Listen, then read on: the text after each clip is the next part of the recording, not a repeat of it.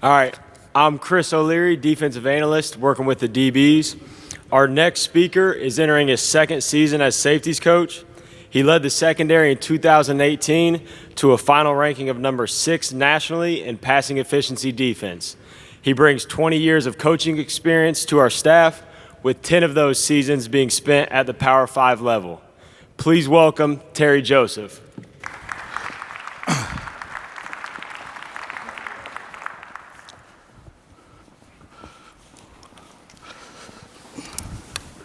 Thanks, guys. First of all, I want to say welcome. I appreciate you guys being here. 15 years ago, I was sitting in your seats because I was a high school coach in Louisiana. And my wife always says to this day that she sees more of me now as a college coach than she did when I coached high school, because I get the things that you got to do as far as being a strength coach, being the bus, the Uber driver with your players, making sure they get to summer school. So my hat's off to you guys. I was coaching high school, and really, at that point, I thought I had the world in my hands. I was teaching one class a day from 7:30 to 9. At 9 o'clock, the 6 kids that I taught went off into the community to work at these jobs. So I was really free from 9 until. But my principal was a former coach. He retired, and another principal came in, and she was not with that plan. And so she started asking me for lesson plans. I was like, lesson plans? So I told my wife, who was also a teacher, I need you to make me up a lesson plan. My wife made me a lesson plan. I turned it in. I said, you know what, I'm good. Got my lesson plan done. Principal came find me like 2 weeks later. I'm like, Miss Gonzalez, I turned my lesson plan in. She's like, Coach, you have to turn one in every week. It can't be the same one. So I was getting confused. So anyway, she kept pressing me. The 6 kids that I had in the program went to 16. And obviously, if they're in that type of program, they're not the best kids in school. And so at that point, the GA opportunities seemed to be a lot better because it was going to be hard for me to work in that environment. I took a GA job at LSU, and the rest has been off. And now me and my wife send Miss Gonzalez a Christmas card every Christmas saying thank you for asking for those lessons planned, because I never would have left the high school level. So thanks to Miss Gonzalez. But we're going to talk about DB play today. And really, as we talk about DB play at Notre Dame, our deal is pretty simple. You know, that's our motto. Do your job, play fast, and make plays. That's what we want our players to really understand, believe in, and that's something that we talk about every day with them, doing their job, playing fast, and making plays. We start every spring or every fall camp with this particular sentence, and we ask the players to read it. And again, there are some misspelled words, and really it should say the car was ugly and broken, but still ran well. A lot of the freshmen, they're like, Coach, what the hell does that mean? But this is what it means. Because the first part of that sentence was clean, right? The car, everything spelled right. And the last part, the finish was clean. We're able to figure it out. And we kind of think a play is exactly like that.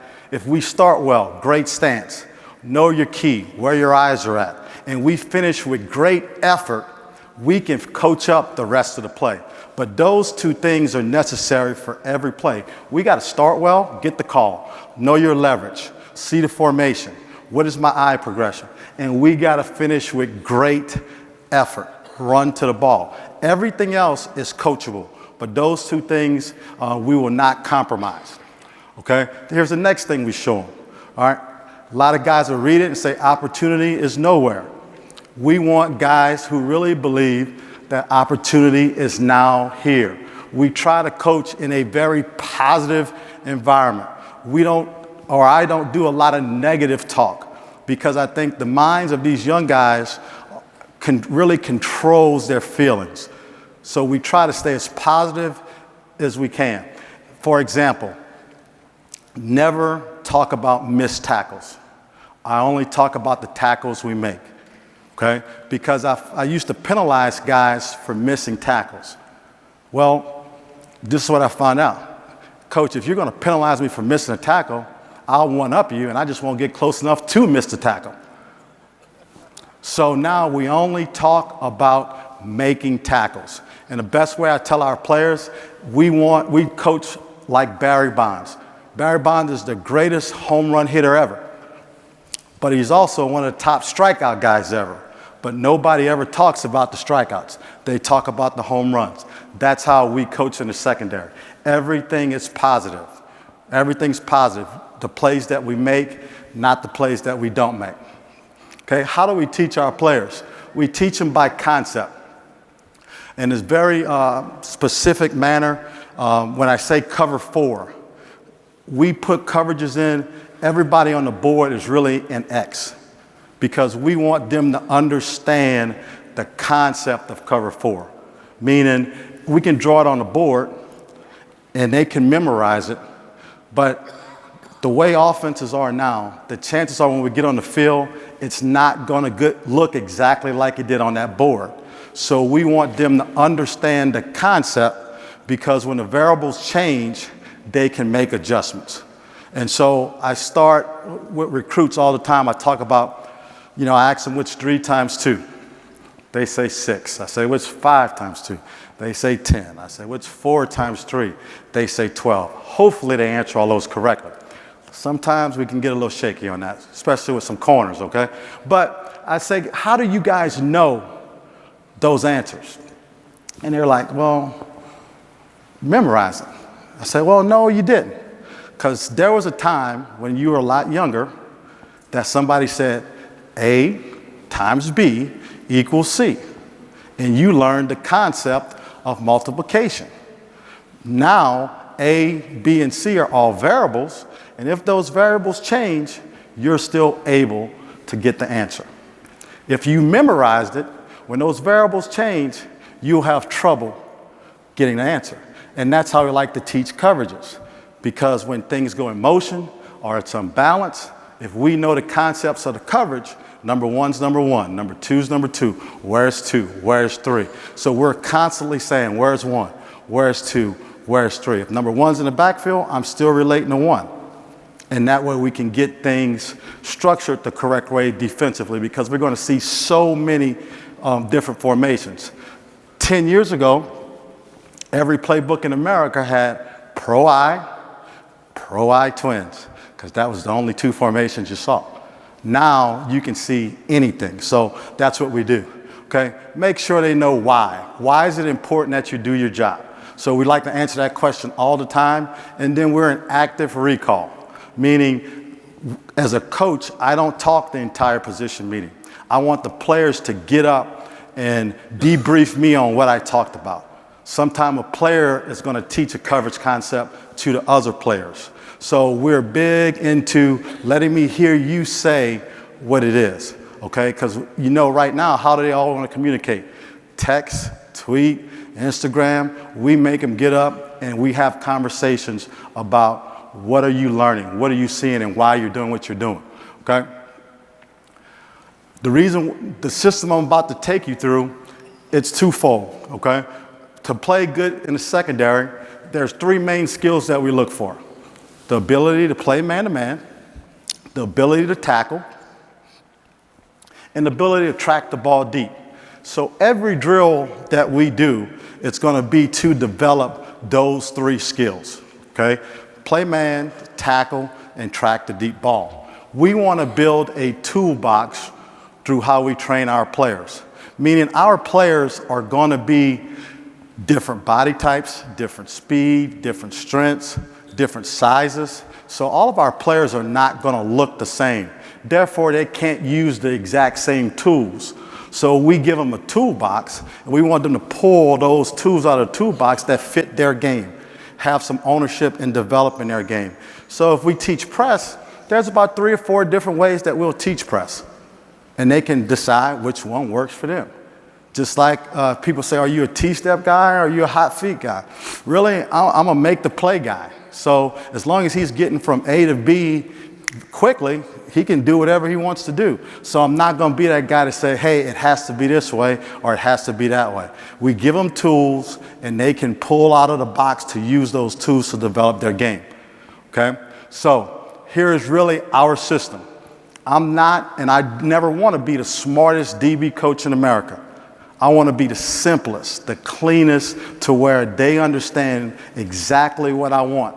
So this system, A, B, C, D, agilities, block, destruction, contact, and defend is our system. So we're working on those 3 skills I talked about earlier: tackling, playing man, tracking the ball deep, and we're going to do some form of those 4 categories every day to help us develop our skills. So we don't do the same drills every day, but we do every one of those categories every day. So for you guys who don't coach secondary, this system can also work for you at your position. Again, what are the skills that you're trying to develop at your position? For you receiver coaches, number 1, how to push off and get open, right? For O-line coaches, how to hold guys and not block them. So that was a joke, guys. You guys can wake up a little bit. Now, come on. All right? So anything that you do can fit into that system, okay? But for us, defensive back-wise, that's what we do: A, B, C, D. I'll spend a little bit of time talking about each category. Agilities. Agilities is every DB footwork drill known to man that you've done, right? That's what we would consider an agility drill, okay? The second one, block destruction, I think it's one of the most undercoached things that you need in the secondary, because we're playing so many of these spread teams who want to get the ball on the perimeter right now, okay? And we got to train our players how to defeat those blocks, okay? Whether it's a stalk block, whether it's a crack block, whether it's a cut block, talking about how to crack replace, what's spilling the ball, what's boxing the ball. You have to spend time teaching them how to defeat blocks. You know, a lot of times you go and the ball gets on a perimeter and everybody starts yelling, "Make the play." Well, the reality of it is, if we don't train them of how to defeat the block, they'll never get to the ball. So we got to spend a lot of time on block destruction. Contact is obviously tackling. A lot of our tackling stuff, we can do with no pads on. All right, so we're not a big head knock every day to talk about tackling. We're more about getting yourself in the right body position and giving them different tools to use as far as making a tackle and then defend. How to get the ball on the ground, how to finish the play. There's so many different ways that your body can end up at the end of a route. We can't really define which one to use. It goes back to giving those guys the toolbox to be able to pull those things out. Okay, when we start our drills, every time we talk about what's the starting point, what's the finish point, how I want the drill done, what am I looking for, the coaching points, and why are we doing the drill. It's important that your players understand we don't just do drills to waste time. As a coach, all of our drills are going to help us play well in the game, and they're going to have a specific purpose. The way I explain it to our guys is that we never go in the gym and just shoot jumpers. Like we're going to shoot 20 from the box off the backboard from the right side, 20 from the box off the board from the left side, 10 right-hand layups, 10 left-hand layups. We're going to be very deliberate in what we're trying to achieve in each drill. We're not just going to drill a drill, okay? So agility, show you a few. We always, every other day in our system, we start with one line, and it's a laser drill. We're just trying to get loose and get going in one line. The reason why it's called one line is because we always finish on the same line that we start on. Okay, that's why it's called one line. The big key for you to see here is that when they get to the cone, the end of the drill, right there in front of the hash, they have to jump off the line. Because if they jump off the line, that makes sure we never have any collisions. So you can see them get off the line when they get through the cone. So again, the first one straight back pedal, then we'll get 2 hip flips, get back in the pedal, get through the cones, get off the line. Okay, and again, this is an early in practice drill. We're just trying to get loose. As a coach, what am I looking for? Anytime in transition, I'm looking for your shoulders to stay on the same plane.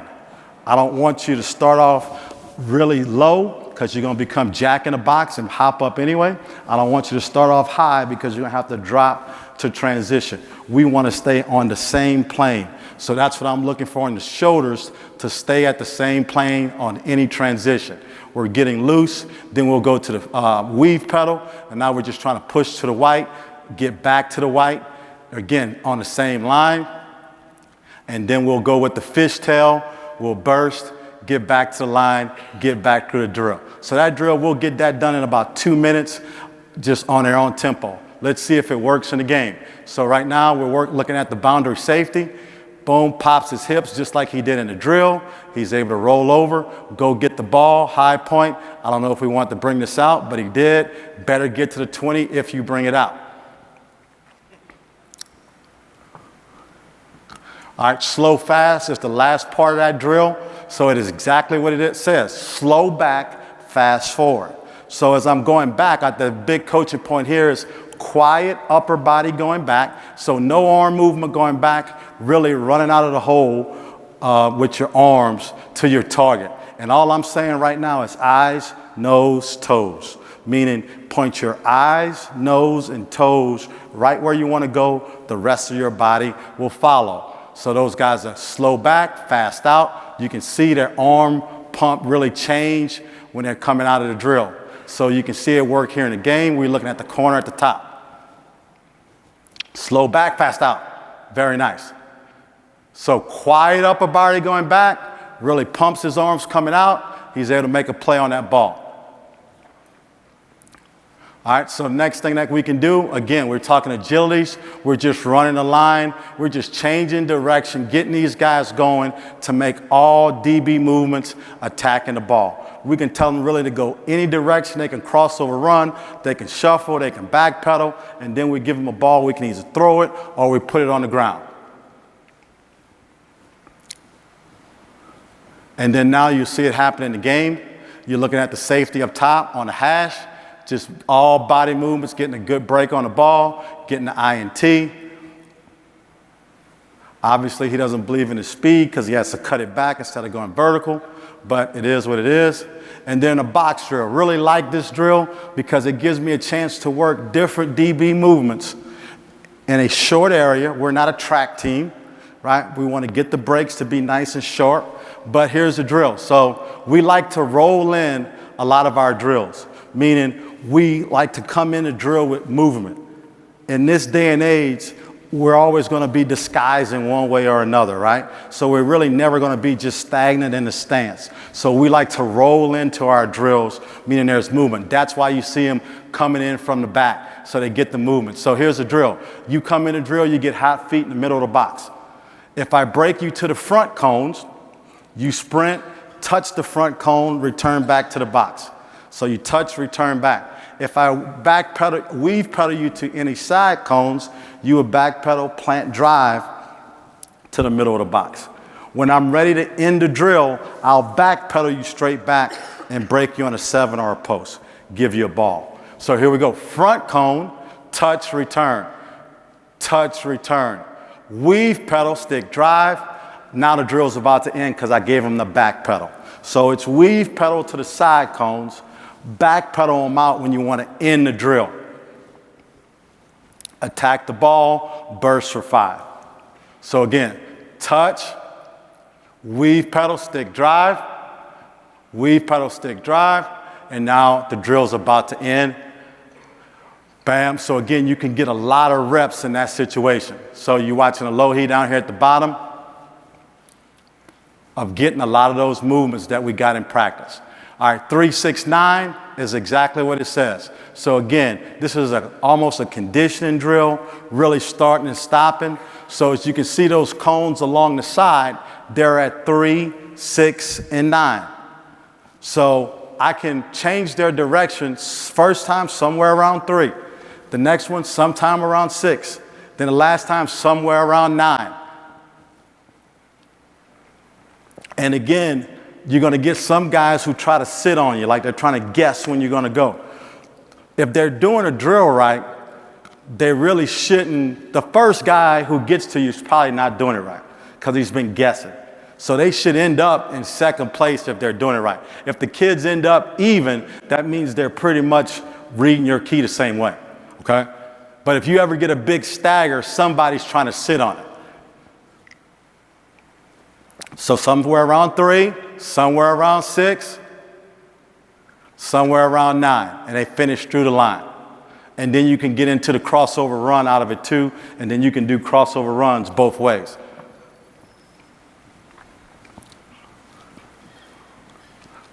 think we're looking at the safety up at the top. Corner, excuse me.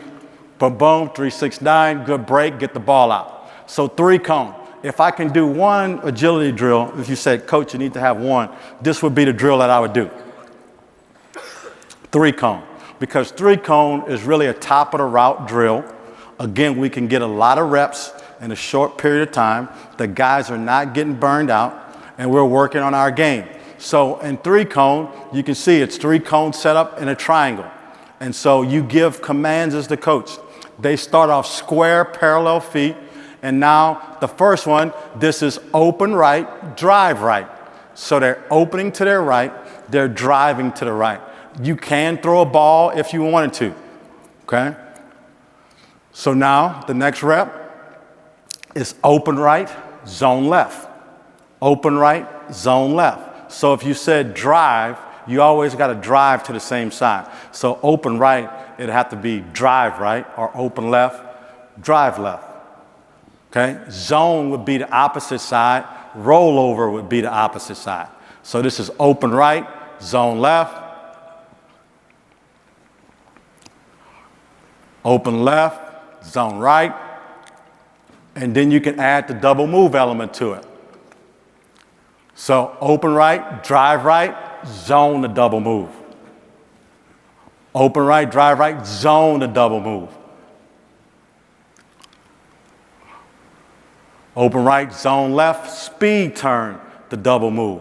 So again, in that area, we can get a lot of reps. Open left, roll over right, zone the double move. So they got a lot of movements in that triangle, and we're getting those reps, bang, bang, bang, bang, bang, where we're getting our hips, our feet, etc. And now you can see it show up in the game. The double move component of being in position to finish. All right, block destruction. Spend a lot of time on this, right? And we start from the ground up. So we get on our knees. So our shock lock progression, right? We're talking about stalk blocks right here. We like to coach in threes. We love to coach in threes. What do I mean? We only try to give the guys 3 things to deal with. Any more than that, no chance. 3 things to deal with. So 3 keys of a stalk block. Your eyes below his eyes. Your hands inside. Find the ball and snap off the block. That's what we want them to do. So right here we're working hands inside, low eyes. So really on my command, they're shooting their hands, and I want them really to take a picture of their hands. Love thumbs up, elbows in, okay? And then they'll reload. And then now we'll go to trying to snap off on the block. I'm not the smartest coach in the world, so all we're telling them now is when we say snap off, we want you to throw both hands into that pocket. So if I got the block and I throw both hands in my pocket, I'm going to throw the defender because I want to go this way. If I get both hands in my pocket, now he's away from my feet and my path is clear to the ball. Don't want to throw him straight down. He's still at my feet. I want to throw him both hands in the pocket. See how he gets his hands in the pocket, and now I'm able to go. So I'm telling them we're throwing this way, so that means the ball would be to our guys' left. The more violent you throw, the harder that guy's chest should hit the ground. But it's about finding the ball, snapping off, putting your hands in your pocket. So now we'll go to the next version. All right. Boom, good. Look at this guy right here on the red line, really putting his hand in his pocket, and you can see that guy get away from my feet, giving me a clear path to the ball. Here's another one. Boom, good snap off, find the ball, and let's go. Very important, right? So now you're going to see 21 against Stanford here. He rolls down in the box, so we got a safety really playing linebacker. Hands in the pocket. And now you can see. Now, what's the problem with 21? I would rather him throw him the other way because the ball is to his left. But the snap off, putting the hands in the pocket is exactly what I want because he's really controlling the bigger guy, getting him under control and really wiping that block. Would rather it be the other way. Up at top, we got a two-man stack against Florida State. Great job by the corner here of wiping that block. Two-man stack, get some pressure on the stack. We know it's coming. Good job going to work up top. So inside hand. So again, as we're developing this toolbox, it's very important to understand we also work on not being in the best position.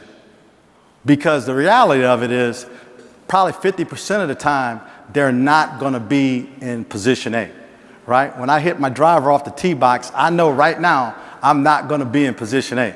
So I better have some tools to still get it on the green because I know I'm not going to be in the fairway. It's the same thing coaching your guys. You can't just always coach them the balls in the middle of the fairway because it's not going to be like that a lot of the time. We practice tackling receivers to take the pass interference call.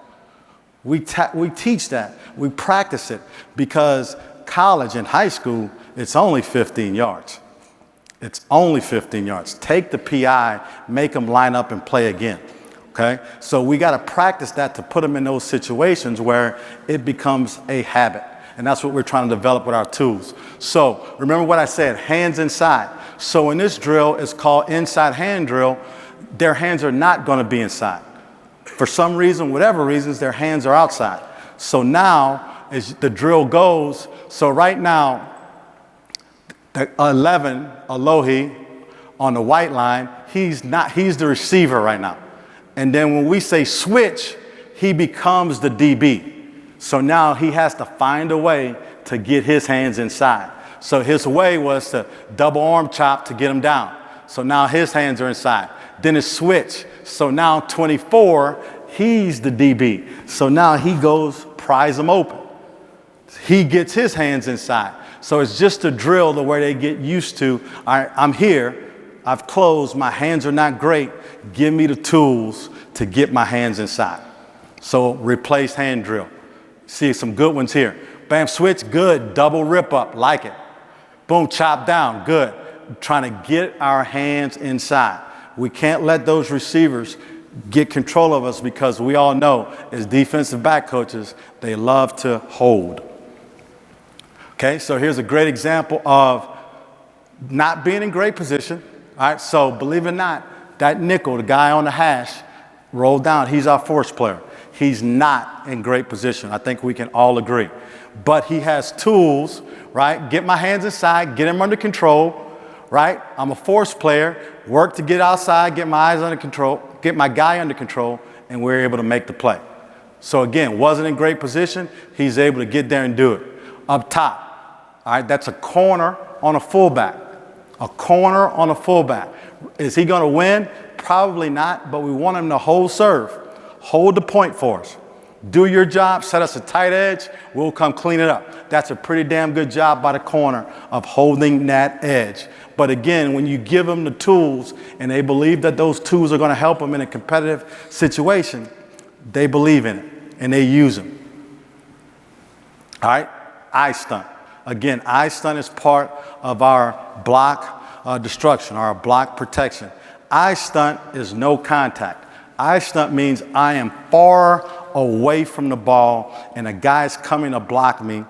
I know where the ball's at. He does not know where the ball at. So I want to eye stunt him, meaning I want to aim for his opposite shoulder of really the way I want to go. Okay, so as we watch the film, so right now we're working eye stunt. So these guys, when they come, see how he's going to the inside of the bag? Because we want to get that blocker to really freeze, and then we're going to stun him. We're going to stun him with our eyes, reduce the run lane, come tight off him, and replace him. It shows up a lot on screen plays. Big old lineman to come and kick your corner out, run right at his inside shoulder. He's going to stop his feet, and you eye stun him, and you reduce the run lane. So we'll watch a few here. And this move, the guys love to do this move because they kind of set guys up. So here it is up top. Here's the screen. Eye stunning. So you see it from the end zone. See him? The guy just coming into the screen. So that lineman has no idea where the ball's at. The old school way was, Or coach told me I got contained. And he takes off to the sideline and come back to gain 40 yards. Coach, you went inside of me. You told me I got contained, right? We call that freeway contained. Like you just letting the freeway go through. We want to tighten that thing down. And that's where eye stunt comes in. Because when our corner runs at his inside shoulder, look at the reaction of the lineman. We stunted him. Bam, he's off balance. Our guy goes, makes the play. Eye stunt. I know where the ball at. He has no idea. All right, looking at Alohi down here to the bottom. He gets a crack. Eye stunt him. Freeze him. See that little jab? Freeze him. Eye stunt, replace, get in and make the play. So now, remember what I said about stalk blocks. I said 3 keys. Eyes below his eyes. Hands inside. Find the ball. Snap off the block. But earlier in the presentation, I also said it's very important that you tell or show your players why that is important. So great eye stunt here to the boundary, but look at the nickel to the field. Hands outside, high hat on the hash up top. Look at the result. That's why it's important for your hands to be inside, your eyes to be below his eyes, find the ball and snap off the block. When you don't play with great technique, you get put on their highlight tape. It is what it is. So that's why it's important. All right, stab and sprawl. Again, we talk about block protection. So stab and sprawl is how we get around cut blocks, right? Stab and sprawl. So I want one hand on his helmet, one hand on his shoulder, square feet, give a little bit to get a little bit, okay? So one guy asked me, so coach, you don't talk about bending their knees? I said, well, if he gets one hand on the helmet, one hand on the shoulder, I'm pretty sure his knees are going to be bent. So I try to take that piece of thinking away from my players. I don't even have to bring that up to them. One hand on the helmet, one hand on the shoulder. So stab and sprawl, obviously we play Navy every year, so it's a thing that we got to practice with the cut block. So again, we want to stop that butter stick, bam, into the ground, and that's where all of his attention's at right now, because I got to defeat that cut before I even think about making a play. I want to stop that target. We like using the butter sticks or rolling ball because we like a moving target to try to get into their legs. That's why we're using that butter stick, and he has to set that butter stick down with no movement. So we should hear 2 thuds, his hands on it, and we should hear it hitting the ground before he ever gets off, and then we get our angle tackle in off of that. Again, bam, set it down, great job. Give a little bit to get a little bit, eyes into the block, overemphasizing it, great. Boom, run to the spot, bam. So now, this is the same drill that you just saw, right? Earlier, on the last clip, we had pads on, so we tackled, right? But it's the same drill because we're getting a tackle rep right there on air. So every time that we can get a quality rep, we try to get that rep. Here it is in the game. So here it is. Navy. Here it is, the arc. Not your job to make the play. Sit him down. Good job. Stay square. Give a little bit to get a little bit. See him give? Good. Bam. We in to make the play. We're in there to make the play. So that's why stab and sprawl and that block protection is key. Contact. Tackling. Okay? Spend a lot of time on it. One of the most important elements. All right? Chris, the guy who introduced me, he's the best assistant in America. Right? Because this dude, the things he does with a computer, it's crazy. One thing I say as coaches, make sure that you're flexible to teach your players. They want to learn on the phone. We send them everything on the phone. We don't deal with paper at all. Everything they get is on their phone or on their iPad, because there's probably a better chance that they're going to spend 10 minutes during the day that they wouldn't spend if it was a packet of paper. We give everything on their phone. Every note we have has a picture component. And Chris does a great job of that. So for us, two types of tackle. All right, we have a frontal tackle, which the runner has a 2-way go, meaning that's a head-up tackle, right? And so you can see we get on a yellow light, meaning at that point, we got to be under control, stick cautious, still closing, but he has a two-way go. That tackle will not be physical. Will not be physical. A lot of times we call that the team tackle. Guy busts through the line of scrimmage, you're the post player. We call it get big, get run over, get it on the ground. That's what you got to do, a team tackle, frontal tackle. And then we have a profile tackle, a one-way go, and that is a green light. I am trying to put my helmet through his kidney, period, end of story. And I'm exploding on contact. It's speed up. A one-way go. I'm tracking that near hip, and I'm off and running.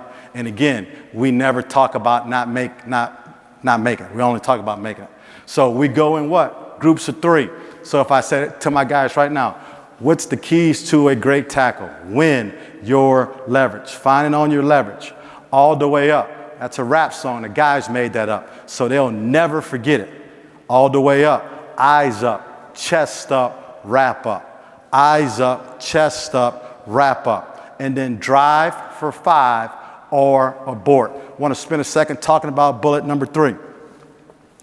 Drive for 5. That's in the perfect world. We want to be knockback tacklers.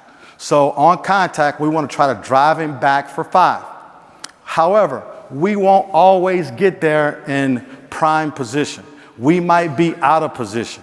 So we got to abort. The 2 ways that we abort are kill the engine, meaning I got to get one leg off the ground and I got to dump tackle, right? Because he can't keep getting yards if I got one leg off the ground.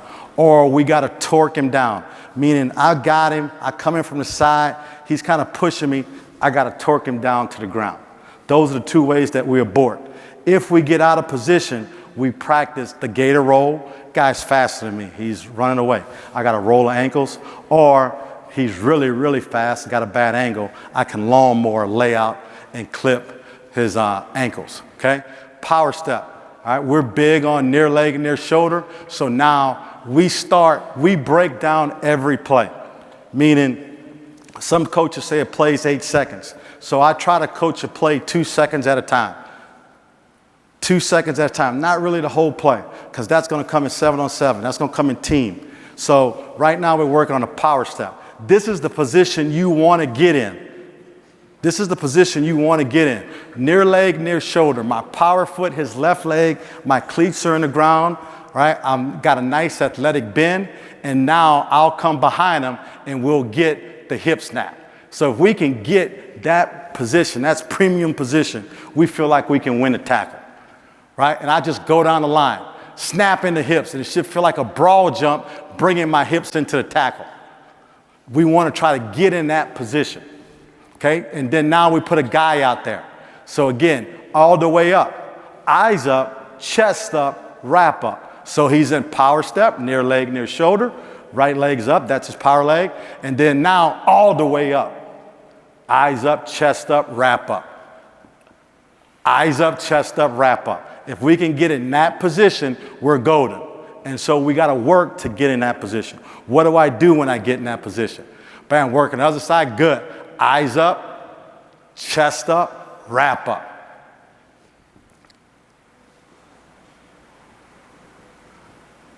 Bam, so again, now this thing's head up, frontal tackle, long stride, short stride, bang.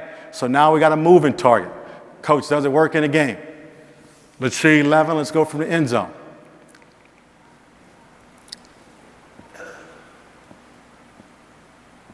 Eyes up, chest up, wrap up. Drive for 5 or abort. There it is. See another one here. I guess you guys have figured out 11's probably one of our better players, because it's like his drill tape. 2-way go. Stay square, eyes up, chest up, wrap up. And now we got the corner. Coming in, folding on a tackle. Bam, good. See it from the end zone, eyes up, chest up, wrap up. So again, it's about putting them through those drills. So long stride, short stride. So now we're just working, I'm closing. Even when I'm on a yellow light, I'm still taking the air out. We never stop.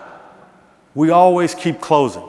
We never say the B word, break down. We never say that.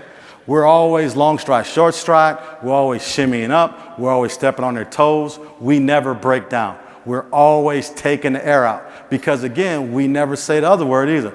Miss tackle. We never say that. Go make the tackle. Believe you're going to make it. Believe in the training that you have. So we're just working short stride here. Out of the short stride, I would get into power step. So now it's long, short, and then we can go long, short to power step. So here it is. Long, short, and we get into that power step. Again, the last 2 seconds of the down, right? And now imagine me tapping their butt and them snapping their hips all the way up. Eyes up, chest up, wrap up. Okay? I want to get to track tackling really quick. I'm running out of time. All right, so track tackle. This is a big drill for us, and we really do this one probably more than some other drills because it's about angles, leverage, understanding. We track the near hip. So when the guy on the sideline runs, we run. When he shows us his number, we show him our number.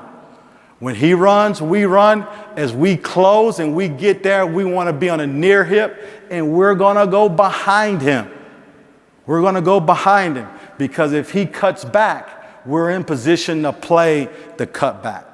If we get in front of him, we got no chance on a cutback, and now we start trying to slow down to play both. We want to be full speed, tracking a near hip. He runs, I run. He shows me his numbers, I show him mine. I get through the back hip. So now, we do this drill a lot, but we hadn't hit each other yet in this drill, have we? Because it's about the angle. We got to trust that Saturday at 2:30, you're going to hit, right? And so here's some clips of it. Track tackle, near hip. Inside out on the ball. So it's very important to set your angle up. And I think a lot of times as defensive coaches, we do angle tackle. But if Alohi 11 really did how we do angle tackling, he would take off to the sideline right now. It's important to go vertical first to set your angle up. It's going to look more like a banana than it will an angle. Go vertical to set your angle up. See how he goes vertical? Now he wants to track the near hip, and now he can launch. If he goes to the sideline, now the guy's going to have a two-way go. So I want to get my leverage on that leverage hip and then go to work. Again, we don't hit in that drill in practice. We got to believe in the game that you're going to be able to shoot your gun and go get it. So here's a great one. He's coming from the roof. But again, look at his stride length. I'm talking about he's at the 32. Look at his stride length. Because we're never thinking. It's a profile. Profile is green light. We're never thinking about stopping. It's a one-way go. If my angle's set up, the cutback takes care of itself, right? We're thinking about one thing, put our helmet through his kidney, okay? Here's some older clips, looking at the safety on the hash, beating a block, set the angle up, right through the helmet. Bam, set your angle up, near leg, near shoulder, all the way up, chest up, eyes up, wrap up. Okay, we got to believe if you set your angle up, you're going to have a chance to be violent right through the near hip. Okay, so here's another old clip. So this guy right here, 14, that's who we're watching, he weighs 192 pounds. I think that running back won the Heisman Trophy at like 230 pounds. But if you believe in tracking the near hip, you will never stop because we're trying to put our helmet through his dang kidney. And we're not stopping. Take your shot. But it's about establishing the angle early and just doing track tackle over and over and over again. Okay? You gotta believe that the angle is gonna set up for you. So watch number 3. Don't run to the sideline. Set your angle up, track the near hip, and good things happen when you run right through the guy. We don't break down, we just accelerate and try to put our helmet through body parts. That's why a profile tackle is the most important angle to set up. This was before targeting. right? This was before target. This was before target. So I don't know if he can get away with this right now. But again, it's for you to understand, hey, just keep running your track.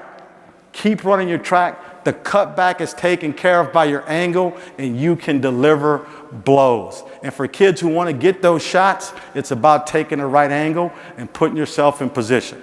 Okay? Didn't get to the defend. I'll be in the back in the monogram room here in about 5 minutes. I really appreciate you guys. Thanks a lot for coming.